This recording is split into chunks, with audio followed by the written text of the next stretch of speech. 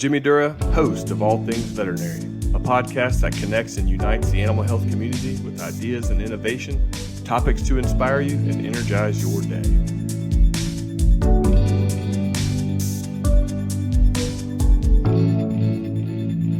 Hello and welcome to another episode of the All Things Veterinary Podcast. I'm your host, Jimmy Dura, and today we'll be joined by our guests, Shelley Johnson and Monica Hughes, to discuss one of the most relevant topics in veterinary medicine today, and that is staffing your veterinary practice.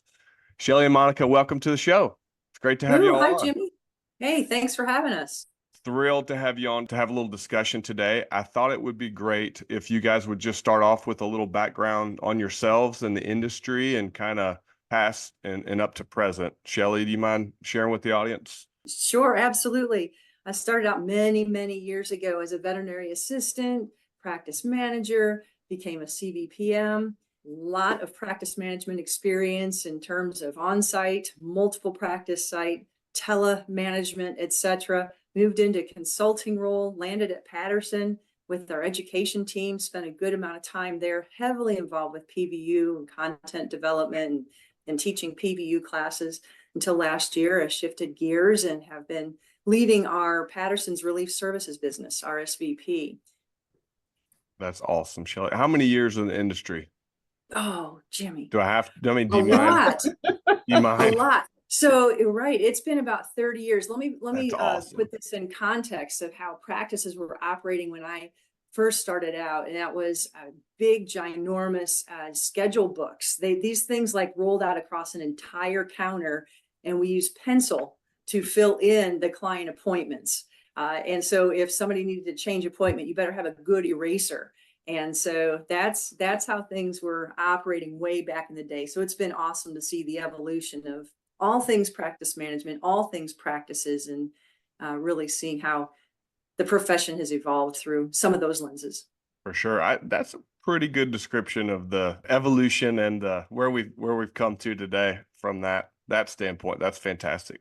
Monica, how about yourself? How long have you been in the industry and what have you been doing while in the industry? I was just thinking back, I'm from the Philarabits days. So I started late 80s, early 90s, a few years working as lay staff in a vet clinic. Then I took a few years off to have a family, and I came back, started with RSVP, kind of admin.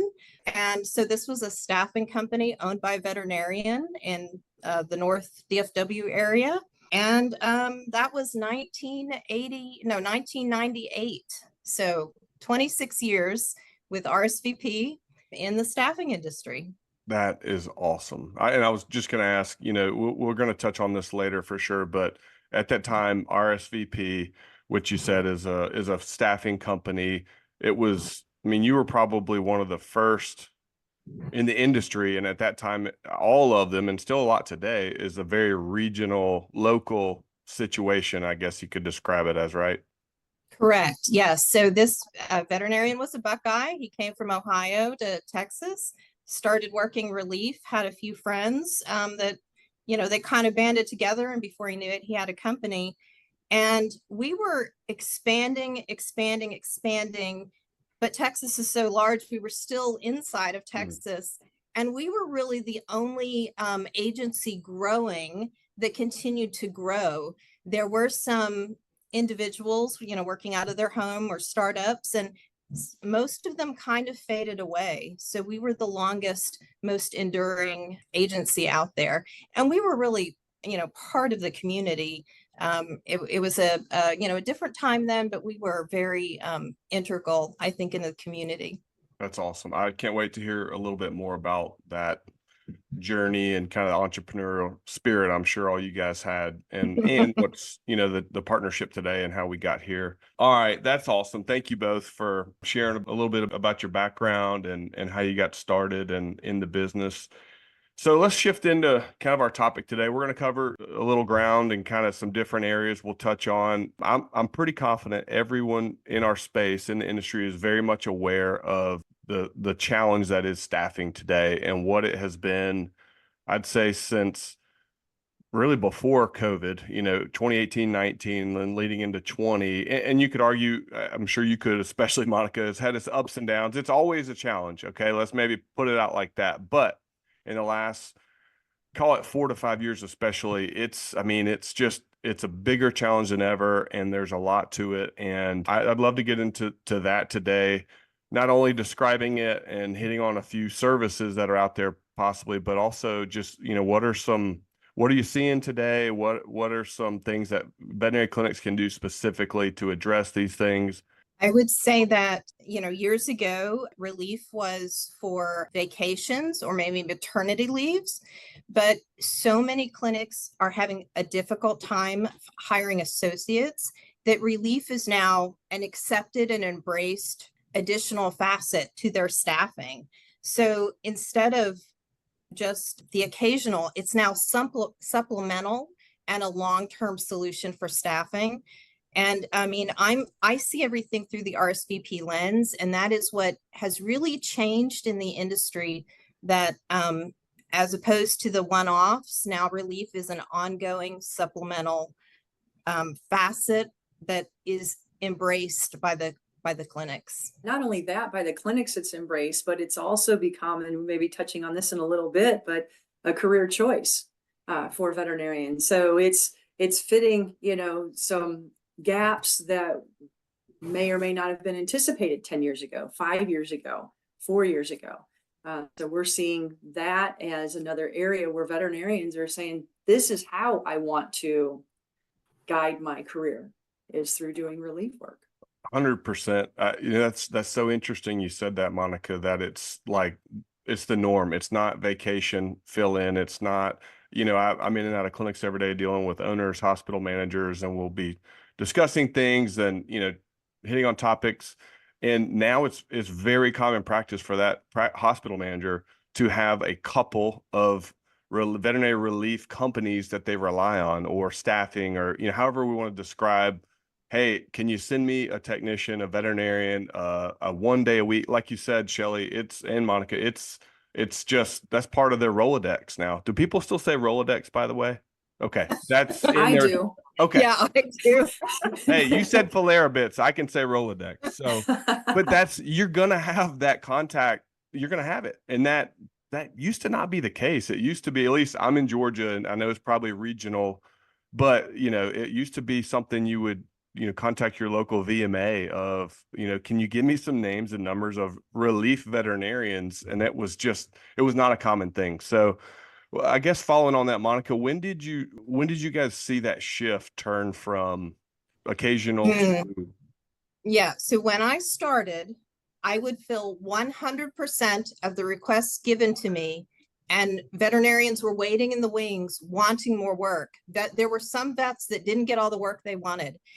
And then the pendulum began to swing. And I would say, just from my personal experience, about 10 years ago, that is when the supply and demand dynamic began to equal out. And then the pendulum went the other direction, where the supply became the demand became overwhelming for the supply.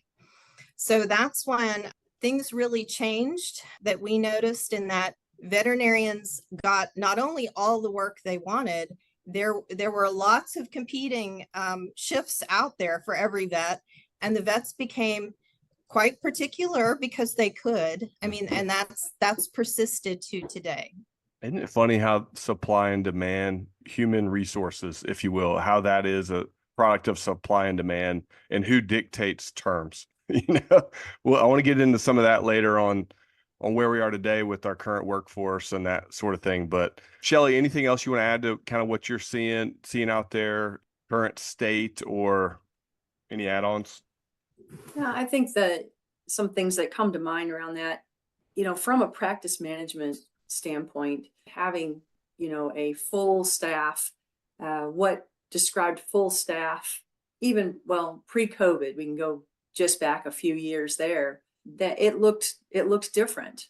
And because of schedule modifications, hours of clinic, hours of operation of the clinic, and also I think probably a little more keen acuity around financials. These are also financially based decisions too. Clinics, we have seen, Monica, we've talked about this, where they're making decisions if they can't find someone, relief staff, whether it's a veterinarian or a technician, that they're opting to not be open.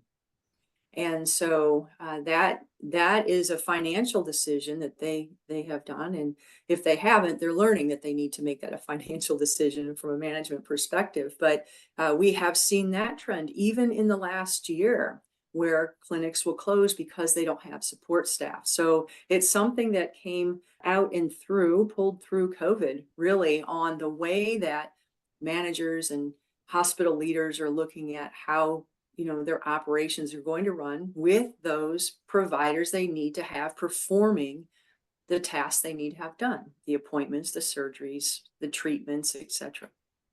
It's a great point. It's interesting. Yeah. It's very interesting. Touching on that a little bit, expanding COVID allowed clinics, again, a lot of times I'll speak locally to kind of in-person experience, if you will, but a lot of my clinics I work with, not a lot, some, don't know a percentage, chose to close on Saturday. Of course, that was, COVID, the demand, that threw everything, that kind of highlighted or blew up this issue that was already trending, like you described, Monica, over the last 10 years. But I've got several clinics that closed, they chose to not open their doors on Saturday because their staff just needed a break.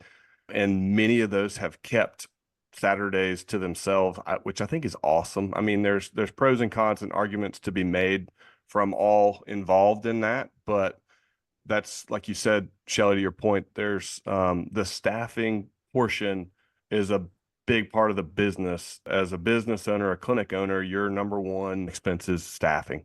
Right. So it's a big part of how you run the business and affects many different things. So it is. And speaking of, Jimmy, affects many things. So from an internal management perspective, right, you're talking about the well-being of the employees, that many of these decisions were made because we needed to create space and opportunity for those employees to catch a breath, right? For many reasons, but that was kind of the big overarching reasons. Veterinarians were working 26-hour days, right? We know that doesn't exist, but we know just how difficult it was.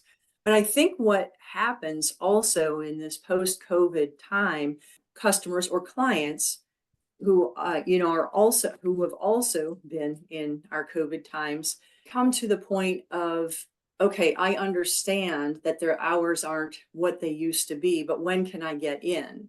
And how can I, get my pet taken care of for annual visits, annual exams, etc., routine things.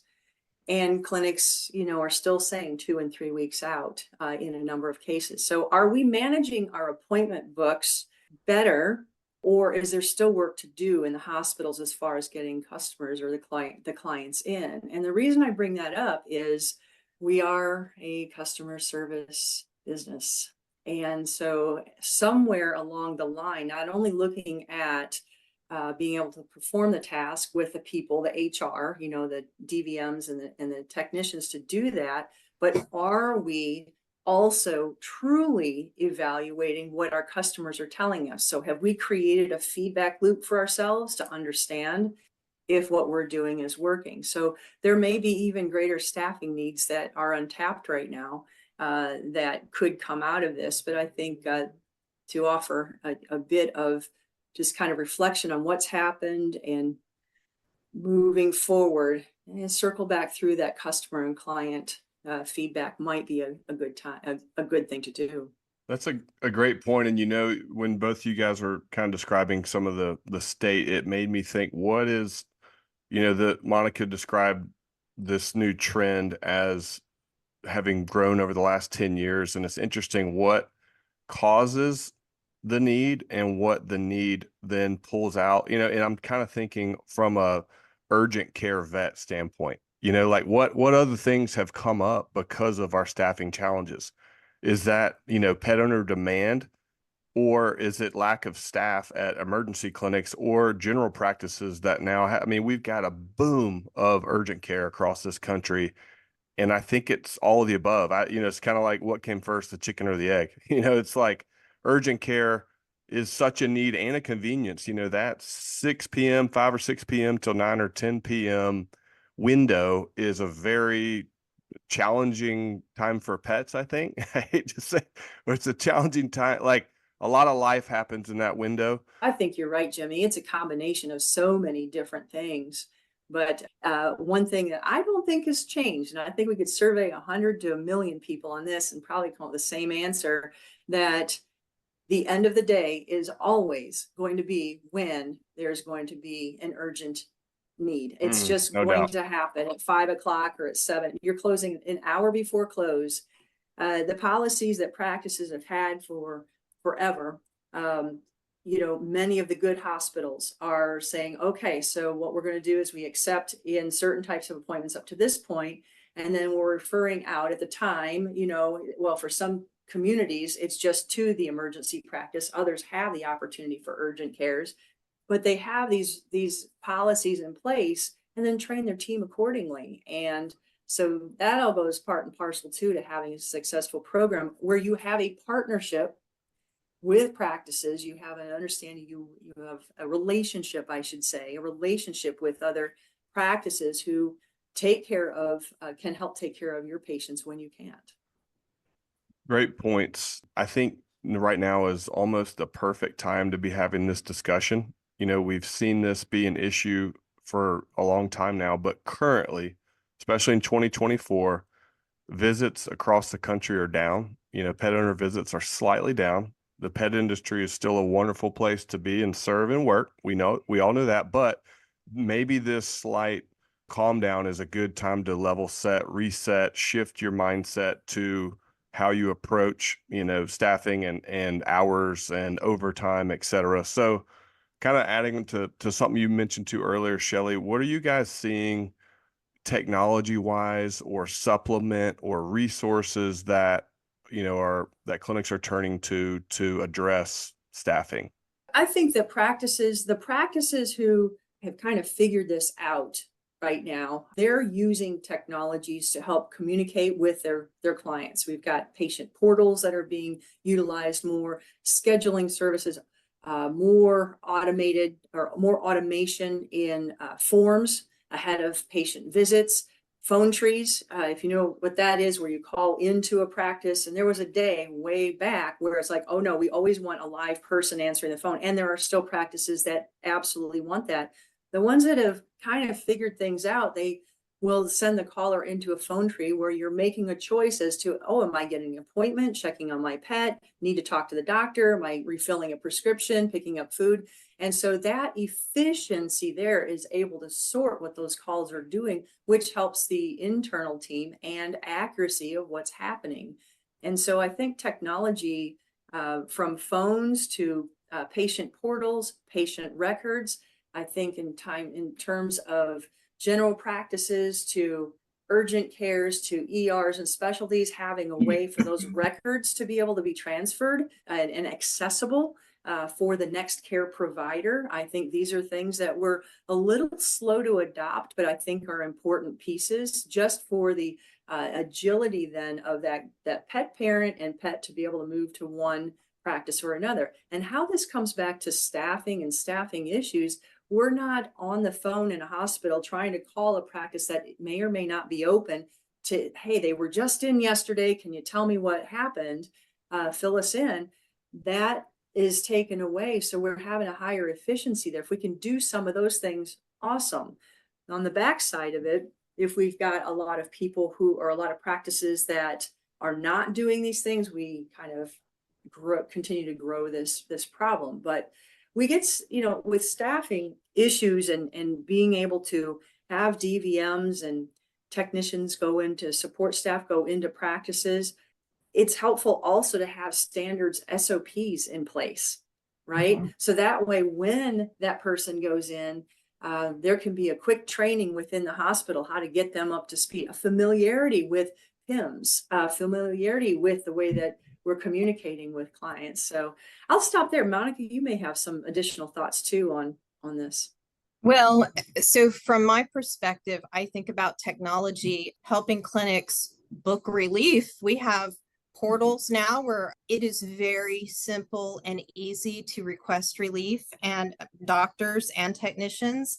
And there's a lot of strategic scheduling so that you have your doctor well supported and you have the staff there for the clients that come in. So there's a lot of partnering with RSVP that I'm involved with to make sure your clinic is well supported, like strategically staffed.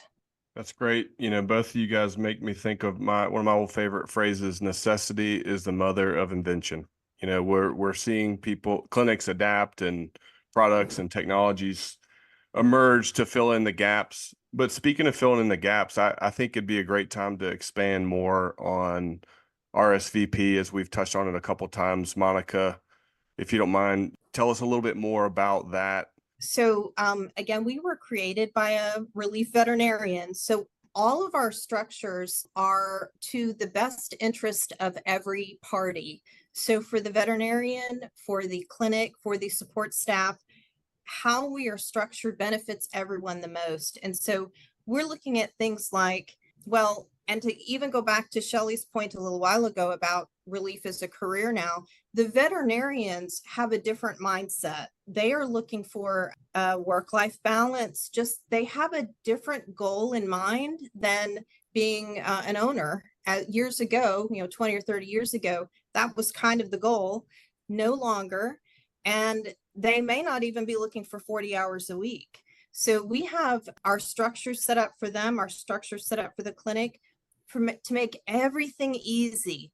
So the vet can work at 100 locations a year. They're going to have a single 1099. A clinic can have 100 doctors a year. They have a single W-9 relationship. I mean, all these little things. Our support staff are RSVP employees, fully background checked, drug screened, covered under workers' comp.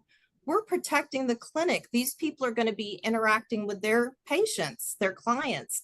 We want the best for every part of this equation.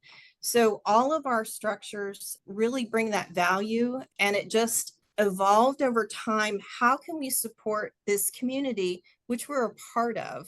We are from this community. We're from this industry. We're for this industry. So that's how it's evolved over time. So RSVP sits in the middle of the clinic owner or the clinic with a need. Clinic needs an associate vet a couple days a week, maybe every Wednesday, or clinic sits here, RSVP gets the phone call. So now the clinic doesn't have to go through their contact list, not Rolodex, Shelley, contact list. They don't have to scroll through that and, reach out to 5 people that don't call them back. Now they call you and say, here's our need. And then you're on the other side. Your team is going through and finding, and like Shelley said, you're recruiting, finding, people are finding you that are veterinarians or technicians as well, correct? That say, here's what I'm looking for. I'm looking for some flexibility. I'm looking for consistency in working with you, me choosing the days of the week and the hours. That's awesome. We have 3 customers, our clinic, our doctors. So they don't work for us. We work for them and the support staff. And there's a lot of automation. We have some fabulous technology, but we also have human being managers that are there to assist. Whether a vet feels insecure in what is essentially their self-employment, they're working their relief business. If they're insecure and need some support, we have a human being to help them. If a clinic is struggling with staffing and they're not sure about getting the right mix or what do they need, we have a human being from the industry to help them. So we are always available and ready to support and partner with whatever customer base we're working with. That's awesome. And that human being factor, Shelley and I were talking on the phone recently, and Shelley, I don't know if it was Monica you were referring to, but someone with you and Monica on your team, you had a really neat story of the human element and kind of the save the day scenario. You remember what I'm talking about? The Christmas. I do. Y'all share yeah. with that? So yeah, Robin saved Christmas, right? RSVP saved Christmas. There was a veterinarian. this may or may not be all factually true, but what the end result was 100% true. So the players, we're not naming names or anything like that, but there was a veterinarian or a practice, and it was right before the holidays. And one of our staffing managers gets a call, and the practice is panicked.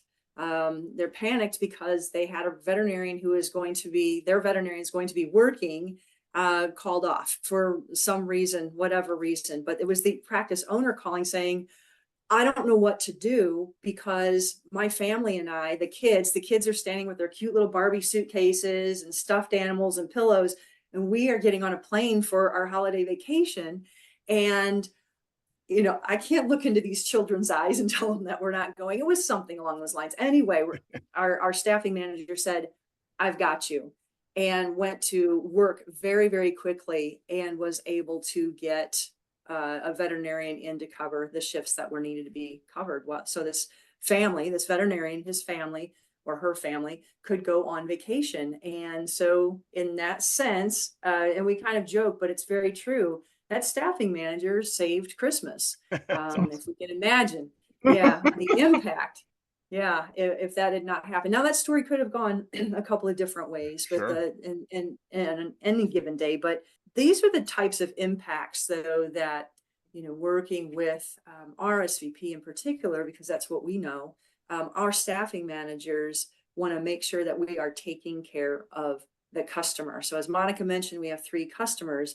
And so sometimes we're working with 2 sets, in this case, 2 different customers, the clinic as well as a DVM, to make sure that we could make things work. So thanks for sharing that story. I love it. That, like kind of we alluded when we first started talking, the more I think about it, the staffing, relief work, just being able to run our hospital, this is number one.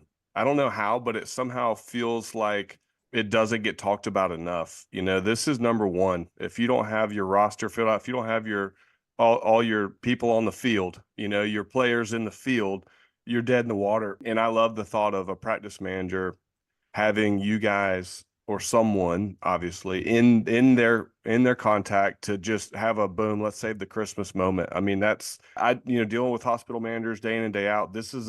We're in a stressful time, and people are tired, and it's, still a very, very tough time to staff a hospital. So having a relationship, like you said, having a contact set up, being set up, if you will, or being signed up, I don't know if that's the right term, Monica, with you guys to, hey, I'm not saying I need someone today, but we're all pretty confident in saying that need's going to pop up, whether it's Christmas Eve or boom, we're just starting this, summer season, and you get a call from an existing employee who unfortunately they're going to move to another city or whatever the situation is. So seems very critical to have these relationships kind of formed. Back to that human element, Monica, that you mentioned. It's good to have those people in your contact list. I would say even something like when a veterinarian has passed away and owns a clinic, and so you have 2 years to get that clinic sold. We've gone in and kept that clinic productive because they need some financial information in order to sell that clinic. So we've done a lot of that. That's I'll get teary just thinking about that, because it's impactful to do that kind of work. From there, some extreme circumstances that can happen. I mean, they do happen. You don't know when they're going to happen. There are some planned and unplanned events, right, that we experience.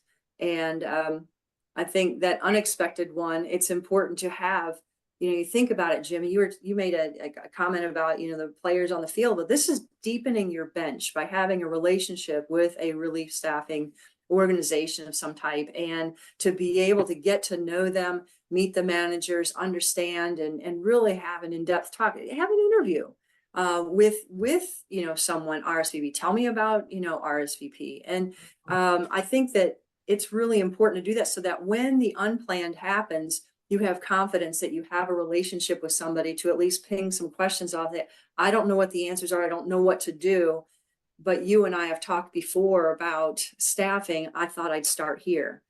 we would welcome that call, obviously, to see what we could do to help. I think about other circumstances too, where let's say a veterinarian is expanding their business and they need to bring some folks in, whether it's in that same physical plant, expanding that particular facility, or maybe they're adding a new practice somewhere in a neighboring county or in the same county, and they're able, where am I going to get staff? It's hard pressed to find staff as it is. What am I going to do? So in some of those new startups or expansions, there's opportunity there for staffing, having a relationship with a staffing manager, like with RSVP, and just talking about future needs. So a couple ways to deepen the bench in those circumstances.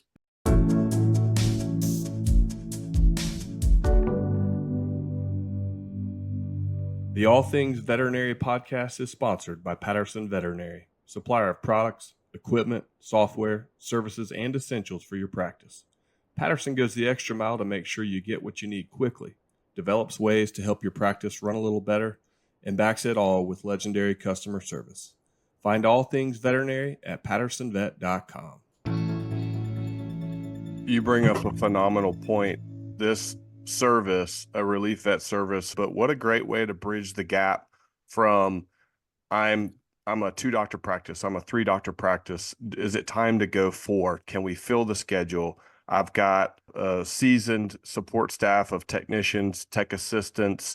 Can we go ahead and add another DVM? What a great way. It's right now in this environment, it's so hard to make these decisions because things change daily. They do.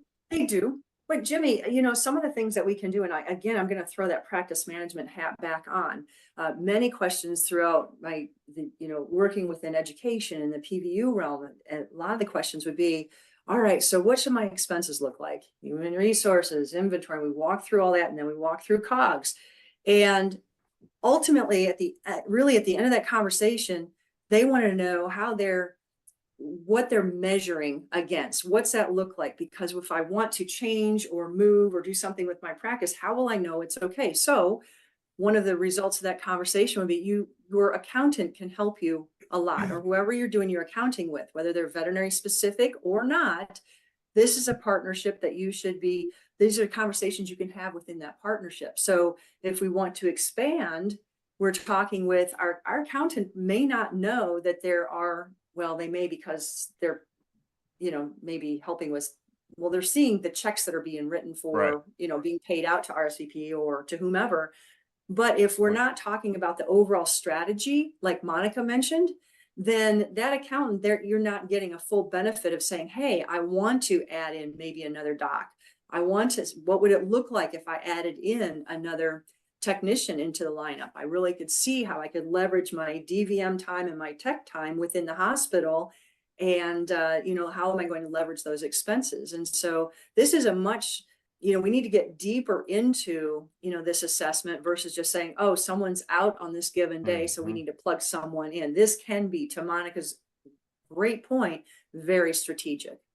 That's a great point. It's just different. It's not doc's going on vacation. Can you help me? It's molding the business, growing the business, adapting, expanding. You guys mentioned something earlier too that I thought was a great thing to discuss, which is if I have a relationship with you, if I'm a clinic and we're engaged and we have a relationship, you get to know my hospital. If I go in 7 hospitals in one day, they're all different. They're all different speeds, different clientele. It's great to think about working with someone like you who has, my assumption is you'll have a roster of veterinarians that you work with in a given geography. And then I can call you and say, my practice, we'd like to have a DVM starting every Monday. Can you find me a good fit? That's a helpful thing to think about, building that relationship. Yeah. Appropriate matches, style, culture, personality, appropriate matches. That's one of our main goals in what we do. Makes sense. And again, it's hard if you're one clinic, it's just hard. Clinics oftentimes are isolated or just so busy that knowing their own roster of 5 local relief veterinarians, and I almost want to stop even calling it relief veterinarians. It's like we need a We might need a new term. Yeah.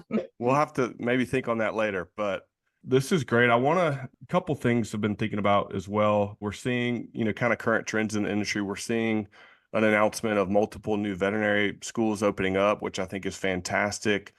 Are you guys seeing, is the demand so strong? Is that going to put a dent in things? Are you, where are we with the demand and the current state there? It depends what you're trying to dent or undent, I guess.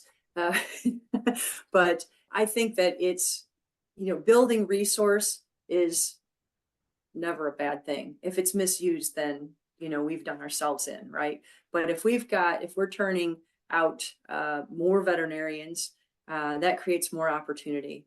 We look at it typically through the lens of a companion animal practice, Sure. the varieties of practices in companion animal. But we also keep our eye on the ball of what's happening with our production partners and production veterinarians and, the whole ecosystem.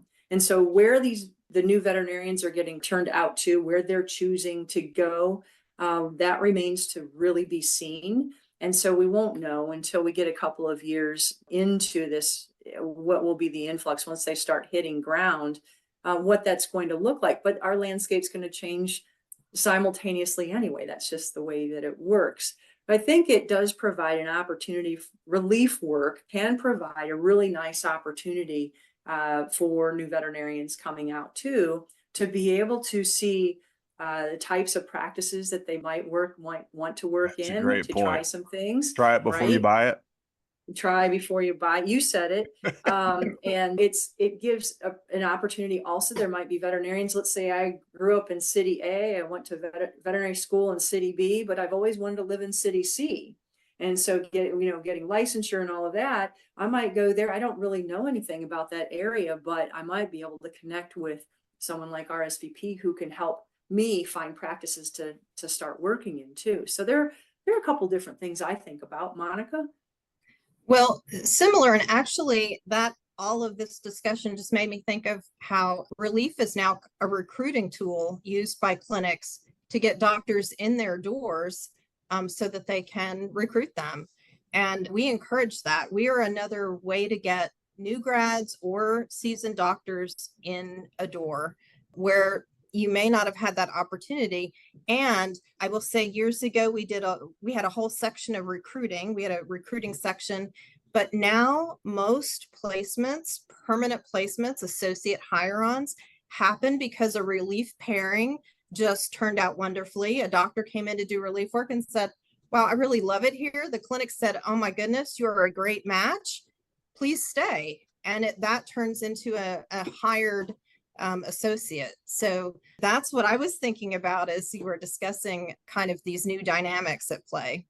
That's a wonderful service. So you're saying you guys are open to this. We found each other. I just found my people, and I've worked here a few days, and these people get me. I love their culture. You guys, you're open to those two going full time. Absolutely. I don't know the right way to say it, but you're cutting them loose, and they found their home, and everyone's happy.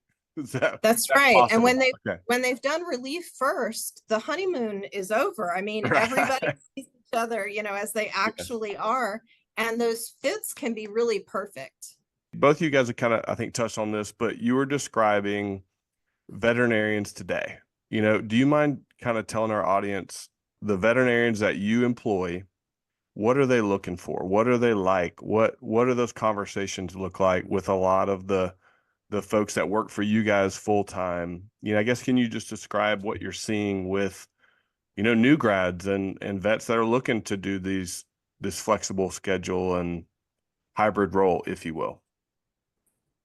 Well, and I would just say that maybe not full time. I'm not sure that full time is the majority desire any longer. I will say too that it used to be that the vet was kind of at the top with their authority and their practice of just the way things were structured. The vet was at the top, and then things have kind of turned. And I think vets still want autonomy and authority and a little freedom, things that they're comfortable with. So I would say a a lot of veterinarians are looking for that. They're looking for something where they're comfortable and that the hours that they're looking for. So they would like to be able to go to a clinic and say, this is kind of what I would like. Could this work? Versus the clinic saying you need to fit inside of this description. It's a little different dynamic now. I think currently, I think that's why so many vets are doing relief work. They have not found the model that they're looking for that fits their personal lifestyle or druthers. So they can achieve that with relief. They can have the hours they want and the circumstances. If they don't feel like they have authority or autonomy, they don't have to continue at a clinic. So a clinic that's going to meet those desires is, in the end, who's going to wind up with the vets.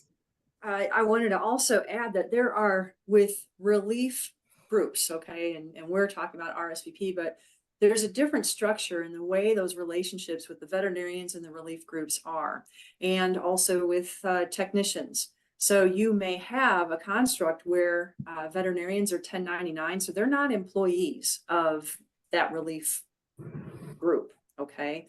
And you may have them where they are employees. And so the way that RSVP works, the veterinarians are 1099, so there are certain things that they're not bound by because they're not employees. And this flexibility that they're able to have, this is what really, I think attracts and retains them in the RSVP network, is that they do have that flexibility, and they can go through via the app that they use and pick shifts, bid shifts, and be able to select their work schedule the way that they want to do it. So ultimately, it's that flexibility. They may not tell you, oh, my value system isn't aligned with that practice, or my this or that, but they will know, hey, I know the parameters. I don't want to travel, but 40 minutes from my front door. I don't want to work. I don't want to do surgery, right? And the things I do want to do. So they're really able to design work that they want to do. I love that. That I was just thinking how it does change the dynamic, and like you were describing, Monica, the how the hierarchy, if you will, has shifted, and to be able to work through and with an RSVP to find those part-time or flexible hours, if you will, it is just a different dynamic than if you're a veterinarian and you wanted to just work part-time, whatever that may look like, or a couple days a week, or like you were describing, Monica, my work-life balance might be, I want to really work hard Monday through Thursday or Monday through Wednesday or whatever you might want to do. Or because of my life situation, maybe I'm good to work Friday or Saturdays, but the degree of separation that would allow that veterinarian, I definitely see how that'd be appealing to new grads or any stage of your veterinary career of, look, I get to choose my schedule, and, Well, Jimmy, you just mentioned new grads, and there's the other end of the train too, nearing the caboose, where veterinarians want to exit out of that day-to-day beat, right? And they may have been an associate, maybe not a practice owner, or maybe they are a practice owner, but there is a way now for them that they've been working 5-6 days a week, and they're thinking, wow, I love what I do. I love being with clients and the patients, but I really don't want to work but 3 days a week. I've got grandkids I'm enjoying, or family things that we're trying to juggle, or just really phase out into what can look like retirement planning. And so it's an opportunity for those folks as well. I'm picturing 3 or 4 veterinarian friends of mine that actually partnered with corporate groups, were happy in that. Everything worked out. They stayed on, worked with the corporate hospital 2, 3, 4 years.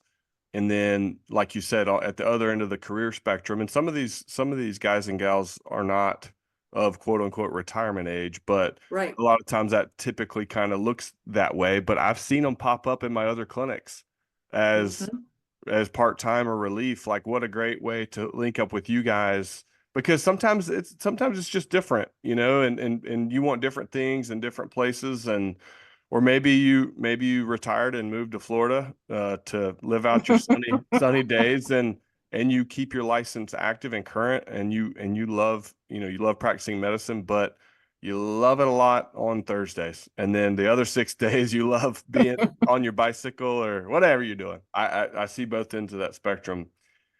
You guys, we've almost centered solely on veterinarians, but I want to shift to our technician friends, if you will. Is that something also, Monica, that you guys are helping with or working with?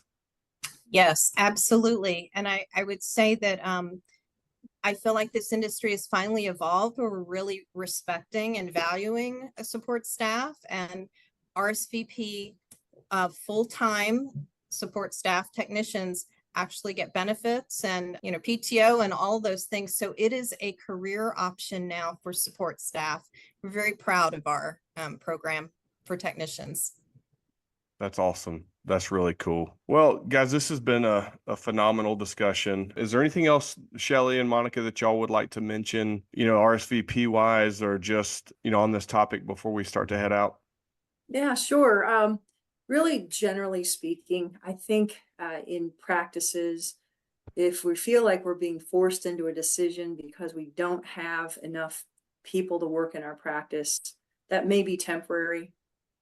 That may be something that there's a shift in community or the macro environment, but never stop taking a look at different opportunities in your hospital. That's where your innovation as a practice owner and practice leader to take a look at different types of scheduling.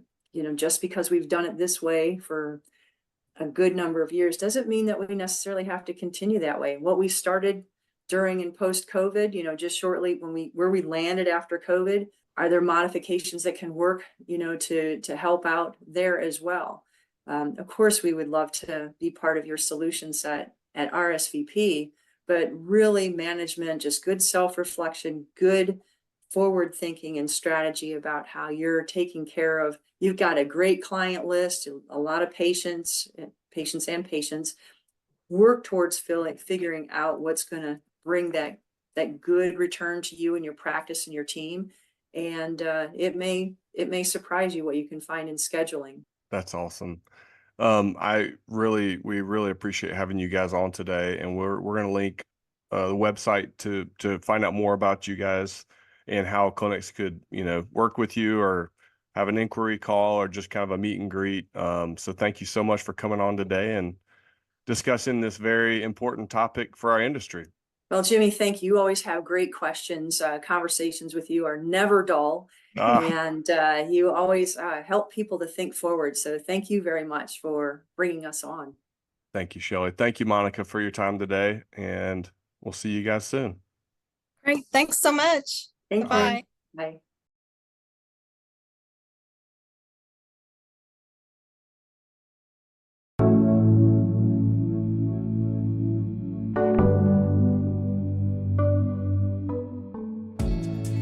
Thank you for listening.